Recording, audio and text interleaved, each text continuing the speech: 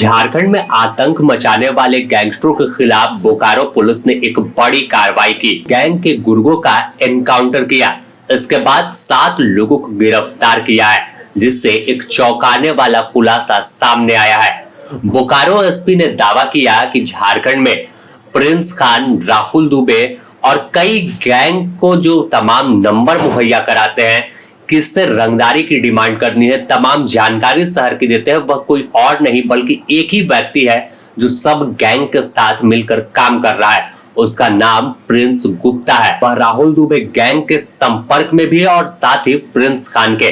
बोकारो में BMW company के honour से जब रंगदारी की डिमांड की गई थी तो वहां भी इसी का हाथ था, लेकिन आखिरकार पुलिस ने जांच शुरू की और आखिरकार प्रिंस को हिरासत में लिया। इससे पूछताछ में कई खुलासे हुए, जिसके बाद पुलिस उसे साथ लेकर जांच करने के लिए पहुंची, तो जिसमें खुलासा बड़ा हुआ। उसकी निशानदेही पर हथियार बरामद करने के लिए बालिड इलाके में छापेमारी करने पुलिस पहुंची, लेकिन वहां मौजूद पहले से इसके अन्य गुर्गे शूटर जो थे, उन्होंने पुलिस को देखते ही गोली चला दी।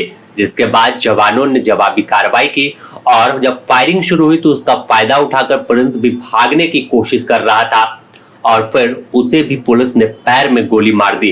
इस पूरे मामले में बड़ी कार्रवाई करते हुए और खुलासा बोकारो के एसपी ने किया है। प्रिंस गुप्ता और भाटिया, इनकी निशानदेही पर हथियार की बरामदगी के लिए जो है टीम गई थी बालीडी ओपी क्षेत्र में एक जगह पे जहां इन्होंने छुपा के रखा था, और वहां पर अचानक से इन्होंने मौका देखकर पुलिस पर जो है फायरिंग भी कर दी और जवाबी कार्रवाई करते हुए पुलिस ने सेल्फ डिफेंस में जब फायर किया तो उसकी टांग में जो है एक गोली भी लगी है। उसको अभी अस्पताल ले जाया गया इलाज के लिए। अगर देखें तो अब तक प्रिंस खान और राहुल दुबे गैंग अलग अलग काम कर रहे थे, इनके शूटर अलग होते थे, ऐसा अब तक सामने आया है। लेकिन पहली बार बोकारो पुलिस का खुलासा है कि प्रिंस खान और राहुल दुबे को लिए काम करने वाले तमाम शूटर और जो तमाम जानकारी देने वाले लोग हैं वह एक ही है।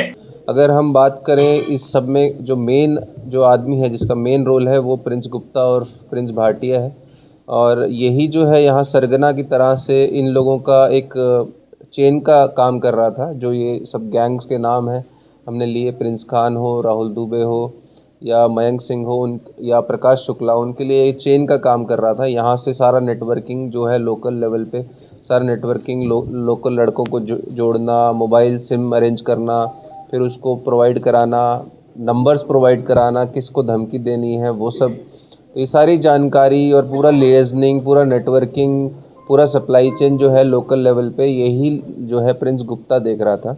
इसने अपने साथ कई लड़कों को जोड़ के एक अच्छा खासा गिरोह जो है तैयार कर लिया गया था, जिनमें से कई लोग गिरफ्तार हुए। तो साफ तौर पर पुलिस अब पूरे अनुसंधान में जुट गई है, साथ ही इनसे पूछताछ के आधार पर आगे की कार्रवाई करेगी।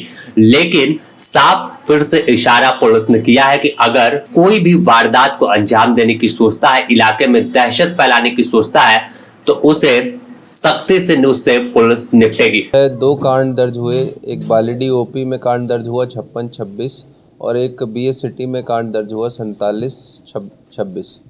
ये दोनों ही कांड का उद्भेदन करने के लिए एक SIT टीम का गठन किया गया था DSP सिटी के नेतृत्व में, और टीम के द्वारा काफ़ी त्वरित कार्रवाई करी है। बहुत जल्द उद्भेदन करते हुए 7 अपराधकर्मी जो इसमें संलिप्त थे उनको गिरफ्तार किया गया है।